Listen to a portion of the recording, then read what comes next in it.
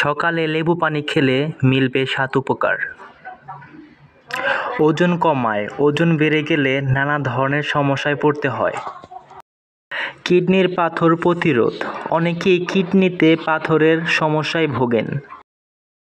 কোষ্ঠকাঠিন্য প্রতিরোধ, ডায়াবেটিস নিয়ন্ত্রণে থাকে। হৃদরোগ ও স্ট্রোকের ঝুঁকি কমায়। ত্বক ভালো রাখে।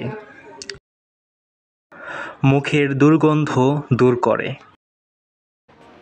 পরিচর্যায় লেবু পানি খাওয়া প্রায় অনেকের অভ্যাসে পরিণত হচ্ছে। স্বাস্থ্য সচেতনের ব্যক্তিরা খুব ভালো করেই জানেন, রোগ প্রতিরোধ শক্তিটা ধরে রাখা খুব দরকারি।